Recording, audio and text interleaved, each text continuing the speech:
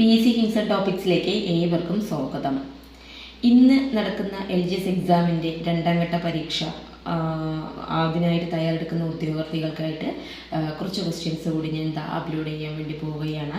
അപ്പോൾ നിങ്ങളിത് നോക്കുക, ഇത് മറക്കാതെ കാണുക. നമുക്ക് ക്വസ്റ്റ്യനിലോട്ട് പോകാം. ആദ്യത്തെ ക്വസ്റ്റ്യൻ, താഴെ പറയുന്നവയിൽ ശരിയായ പ്രസ്താവന കണ്ടെത്താനാണ് ആദ്യത്തെ ക്വസ്റ്റ്യൻ തന്നിരിക്കുന്നത്. 70ാമത്തെ C ആണ് ആൻസറായിട്ട് വരുന്നത്. 1, 2, 4 C. നിങ്ങൾ തന്നെ പറഞ്ഞു ഇത് ഓപ്ഷൻ വായിക്കട്ടെ, ആൻസർ മാത്രം വായിച്ചു പോകാനായിട്ട്. അതുകൊണ്ട് അതുപോലെയാണ് ഞാനിപ്പോൾ ചെയ്തുകൊണ്ടിരിക്കുന്നത്. 71ാമത്തെ ശരിയായ ജോഡി തിരഞ്ഞെടുക്കാനാണ്. ശരിയായ ജോഡി 71ാമത്തെ C ആണ് ആൻസർ വരുന്നത്. 1, 2, 4 ആണ്. 1, 2, 4 ആണ് ശരിയായ ജോഡി. ഏത്തവാഴ ഗവേഷണ കേന്ദ്രം കണ്ണറ, 2 കുരുമുളക് ഗവേഷണ കേന്ദ്രം പന്നിയൂര്, 4 ഇഞ്ചി ഗവേഷണ കേന്ദ്രം അമ്പലവയൽ. ഇത്രയും ഓപ്ഷൻസാണ് നമുക്ക് തന്നിട്ട്. അതാണ് ആൻസർ. 1, 2, 4 ആണ്. അടുത്തത് 72ാമത്തെ, 2011 സെൻസസ് പ്രകാരം കേരളത്തിൽ സ്ത്രീ പുരുഷ അനുപാതം ഏറ്റവും കൂടുതലുള്ള ജില്ല ഏതാണെന്നാണ്. 72 A ആണ്, കണ്ണൂരാണ്. ഏതാണ്? കണ്ണൂരാണ് 2011 സെൻസസ് പ്രകാരം കേരളത്തിൽ സ്ത്രീ പുരുഷ അനുപാതം ഏറ്റവും കൂടുതലുള്ള ജില്ല. അടുത്ത 73ാമത്തെ, പക്ഷികളുടെ സംരക്ഷണത്തിനായിട്ട് നീക്കിവെച്ചിരിക്കുന്ന പ്രദേശം ഏതാണെന്നുള്ളതാണ്. B ആണ് ആൻസർ. തട്ടേക്കാടാണ്. പക്ഷികളുടെ സംരക്ഷണത്തിനായിട്ട് നീക്കിവെച്ചിരിക്കുന്ന പ്രദേശമാണ് ഓപ്ഷൻ B, തട്ടേക്കാട്. അടുത്ത 74, കേന്ദ്ര സുഗന്ധവിള ഗവേഷണ കേന്ദ്രം സ്ഥിതി ചെയ്യുന്ന ജില്ലകൾ ഏതൊക്കെയെന്നുള്ളതാണ്. C ആണ് ആൻസർ. 74 C ആണ്. C, അതായത് 1 മാത്രം എന്നുള്ളതാണ്. ഏതാണ്? 1 കോഴിക്കോട്. കേന്ദ്ര സുഗന്ധവിള ഗവേഷണ കേന്ദ്ര സ്ഥിതികൾ എന്ന ജില്ല ഏതാണ്? കോഴിക്കോടാണ്. അടുത്ത ക്വസ്റ്റ്യൻ, കേരളത്തിലെ ഏറ്റവും വലിയ കായൽ ഏതാണെന്നാണ്. ഓപ്ഷൻ D ആണ്, വേമ്പനാട്ടുകായലാണ്. അപ്പോൾ നിങ്ങൾ എൻ്റെ ചാനൽ ആദ്യമായിട്ട് കാണുന്നവരാണെന്നുണ്ടെങ്കിൽ ലൈക്ക് ചെയ്യാനും ഷെയർ ചെയ്യാനും കമൻറ്റ് ചെയ്യാനും സബ്സ്ക്രൈബ് ചെയ്യാനൊന്നും മറക്കരുത്. നമുക്ക് 76ാമത്തെ ക്വസ്റ്റ്യനിലോട്ട് പോകാം. കേരളത്തിലെ കടൽ തീരത്തിൻ്റെ ദൈർഘ്യം എത്ര എന്നുള്ളതാണ് 76ാമത്തെ ക്വസ്റ്റ്യൻ. അത് ഓപ്ഷൻ D ആണ് ആൻസർ. 580 കിലോമീറ്റർ ആണ്. കേരളത്തിലെ കടൽ തീരത്തിൻ്റെ ദൈർഘ്യം എത്രയാണ്? 580 കിലോമീറ്റർ ആണ്. അടുത്ത 77, ആദ്യത്തെ റെയിൽപാത കേരളത്തിൽ പ്രവർത്തനം ആരംഭിച്ച വർഷം ഏതാണ്? D ആണ് ആൻസർ. 1861 മാർച്ച് 12 ആണ്. 1861 മാർച്ച് 12-നാണ് ആദ്യത്തെ റെയിൽപാത കേരളത്തിൽ പ്രവർത്തനം ആരംഭിച്ച വർഷം. എപ്പോഴാണ്? 1861 മാർച്ച് 12. നമുക്ക് അടുത്ത ക്വസ്റ്റ്യനിലോട്ട് പോകാം. കേരളത്തെ കൂർഗുമായി ബന്ധിപ്പിക്കുന്ന ചുരം ഏതാണ്? A ആണ് ആൻസർ. പേരമ്പാടി ചുരമാണ്. ഏതാണ്? കൂർഗുമായി ബന്ധിപ്പിക്കുന്ന ചുരം ഏതാണ്? പേരമ്പാടി ചുരമാണ്. അടുത്ത 79, മാമാങ്കം നടന്നിരുന്ന തിരുനാവായ ഏത് നദിയുടെ തീരത്താണ്? ഏത് നദിയുടെ തീരത്താണ്? ഓപ്ഷൻ C ആണ് ആൻസർ. ഏത്? ഭാരതപ്പുഴ. മാമാങ്കം നടന്നിരുന്ന തിരുനാവായ ഏത് നദിയുടെ തീരത്താണ്? Option C, Bharathapuzha.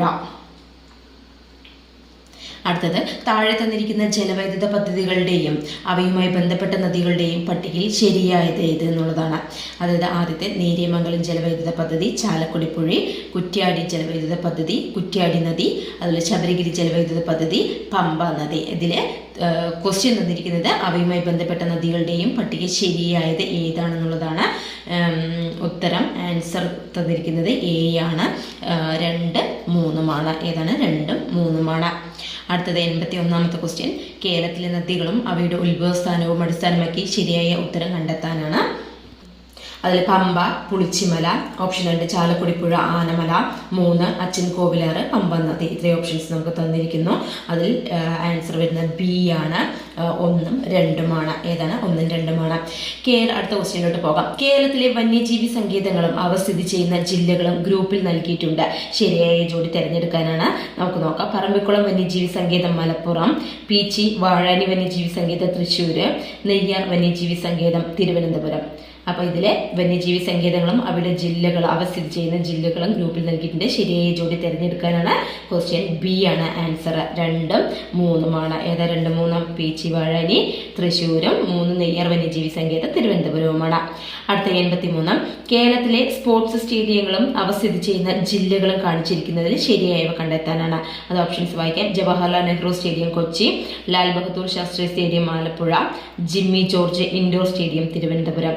അപ്പോൾ ഇതിലെ സ്പോർട്സ് സ്റ്റേഡിയങ്ങളും അവ സ്ഥിതി ചെയ്യുന്ന ജില്ലകളും കാണിച്ചിരിക്കുന്നതിൽ ശരിയായവ കണ്ടെത്താനാണ്. 83ാമത്തെ D ആണ്. 1, 3. ഏത്? 1, 3? Jawaharlal Nehru stadium Kochi, 3 Jimmy George indoor stadium Thiruvananthapuram. അടുത്തത് 84. അപ്പോൾ നിങ്ങൾ എൻ്റെ ചാനൽ ആദ്യമായിട്ട് കാണുന്നവരാണെങ്കിൽ അതുപോലെ ലൈക്ക് ചെയ്യാനും ഷെയർ ചെയ്യാനും കമൻറ്റ് ചെയ്യാനും സബ്സ്ക്രൈബ് ചെയ്യാനൊന്നും മറക്കരുത്. നമുക്ക് 84 ക്വസ്റ്റ്യനിലോട്ട് പോകാം. ഇന്ന് പരീക്ഷ എഴുതാൻ പോകുന്ന എല്ലാ ഉദ്യോഗാർത്ഥികൾക്കും എൻ്റെ വിഷ് ഓൾ ദി ബെസ്റ്റ്. കേരളത്തിലെ പ്രധാന കാർഷിക ഗവേഷണ സ്ഥാപനങ്ങളും അവയുടെ ആസ്ഥാനവുമാണ് ചുവടെ നൽകിയിരിക്കുന്നത്. ശരിയായവ തിരഞ്ഞെടുക്കാനാണ്. കേന്ദ്ര കിഴങ്ങുവിള ഗവേഷണ കേന്ദ്ര Kasaragod, Indian institute of spices research Kozhikode, കേന്ദ്ര തോട്ടവിള ഗവേഷണ കേന്ദ്രം ശ്രീകാര്യം തിരുവനന്തപുരം, കേരള കാർഷിക സർവകലാശാല മണ്ണുത്തി തൃശ്ശൂർ. ഇത്ര ഓപ്ഷൻസ് നമുക്ക് തന്നിരിക്കുന്നു. അതിൽ ശരിയായവ തിരഞ്ഞെടുക്കാനാണ് നമുക്ക് ചോദ്യം വന്നിരിക്കുന്നത്. 84 സി ആണ്. 2ഉം 4 മണി 2 Indian institute of spices research കോഴിക്കോടും 4 കേരള കാർഷിക സർവകലാശാല മണ്ണുത്തി തൃശ്ശൂരുമാണ്. നമുക്ക് 85ാമത്തെ ക്വസ്റ്റ്യനിലോട്ട് പോകാം. താഴെ പറയുന്നവയിൽ തെറ്റായ ജോഡി തിരഞ്ഞെടുക്കാനാണ്. സൈലന്റ് വാലി ദേശീയോദ്യാനമാണ്, ചന്ദ്രുണി വന്യജീവി സങ്കേതം, ഇരവികുളം വന്യജീവി സങ്കേതം, നെയ്യാർ ദേശീയോദ്യാനം. ഇത്രയും ഓപ്ഷൻ നമുക്ക് തന്നിരിക്കുന്നത്. ഇതിൽ തെറ്റായ ജോഡി തിരഞ്ഞെടുക്കാനാണ്. 85ാമത്തെ ക്വസ്റ്റ്യൻ ബി ആണ് ആൻസർ. 3ഉം 4ഉമാണ്. 3ഉം 4ഉം ആണ് ആൻസർ. ഇരവികുളം വന്യജീവി സങ്കേതം, അതുപോലെ തന്നെ നെയ്യാർ ദേശീയോദ്യാനം എന്നുള്ളത്. അടുത്ത 86. ഇന്ത്യയിൽ ആദ്യമായി തിരമാലകളിൽ നിന്ന് ഊർജ്ജം ഉൽപ്പാദിപ്പിക്കുന്നതിനുള്ള പ്ലാന്റ് സ്ഥാപിക്കപ്പെട്ടത് എവിടെ എന്നുള്ളതാണ്. 86ാമത്തെ ഡി ആണ് ആൻസർ. വിഴിഞ്ഞത്താണ്. അതായത് ഇന്ത്യയിൽ ആദ്യമായി തിരമാലകളിൽ നിന്ന് ഊർജ്ജം ഉൽപ്പാദിപ്പിക്കുന്നതിനുള്ള പ്ലാന്റ് സ്ഥാപിക്കപ്പെട്ടത് എവിടെയാണ്? വിഴിഞ്ഞത്താണ്. അടുത്ത 87. കേരളത്തിലെ ഏറ്റവും വലിയ ജലവൈദ്യുത പദ്ധതി ഏതാണെന്നുള്ളതാണ്. ഓപ്ഷൻ സി ആണ് ആൻസർ. ഏതാണ്? ഇടുക്കിയാണ്. കേരളത്തിലെ ഏറ്റവും വലിയ ജലവൈദ്യുത പദ്ധതി ഏതാണ്? Option C ഇടുക്കിയാണ്. 87 കഴിഞ്ഞു. അടുത്ത 88 ആണ്. ലോകത്തിലെ ഏറ്റവും വലിയ പക്ഷി ശില്പം ഏതാണെന്നുള്ളതാണ്. സി ആണ് ആൻസർ. ജഡായു. ഏതാണ്? പക്ഷിശില്പം ഏതാണ്? ജഡായു ആണ്. അടുത്ത 89.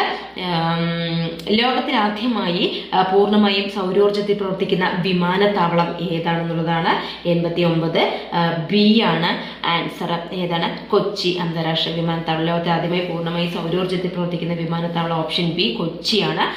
കൊച്ചി അന്താരാഷ്ട്ര വിമാനത്താവളമാണ്. കൊച്ചി അന്താരാഷ്ട്ര വിമാനത്താവളമാണ് ഇതിന്റെ ആൻസർ. അടുത്തത് 90ാമത്തെ. കേരളത്തിൽ ഏറ്റവും കൂടുതൽ അരി ഉൽപ്പാദിപ്പിക്കുന്ന ജില്ല ഏതെന്നാണ്. ബി ആണ്. പാലക്കാടാണ്. അടുത്തത് കേരളത്തിൽ കർഷക ദിനമായി ആചരിക്കുന്ന ദിവസം ഏതാണെന്നുള്ളതാണ് ക്വസ്റ്റ്യൻ. അതിന്റെ ആൻസർ ഓപ്ഷൻ എ ആണ്. ചിങ്ങം 1 അടുത്തത് ശാസ്താംകോട്ട തടാകം സ്ഥിതി ചെയ്യുന്ന ജില്ല ഏത് എന്നുള്ളതാണ്. ഓപ്ഷൻ സി ആണ്. കൊല്ലമാണ്. ശാസ്താംകോട്ട തടാകം സ്ഥിതി ചെയ്യുന്ന ജില്ല ഓപ്ഷൻ സി കൊല്ലമാണ്. ചേറ്റുവ മത്സ്യബന്ധന തുറമുഖം സ്ഥിതി ചെയ്യുന്ന ജില്ല ഏതാണെന്നാണ്. ഓപ്ഷൻ ഡി ആണ് ആൻസർ. തൃശ്ശൂർ. ചേറ്റുവ മത്സ്യബന്ധന തുറമുഖം സ്ഥിതി ചെയ്യുന്ന ജില്ല ഏതാണ്? ഓപ്ഷൻ ഡി തൃശ്ശൂരാണ്. അടുത്തത് കേരളത്തിലെ ആദ്യത്തെ ജലവൈദ്യുത പദ്ധതി ഏതായിരുന്നു എന്നുള്ളതാണ്. ഓപ്ഷൻ ബി ആണ്. പള്ളിവാസലാണ്. അടുത്തത് കേരളത്തിൽ നിലവിൽ എത്ര അന്താരാഷ്ട്ര വിമാനത്താവളങ്ങളാണ് ഉള്ളത് എന്നാണ്. ഓപ്ഷൻ സി ആണ്. 4.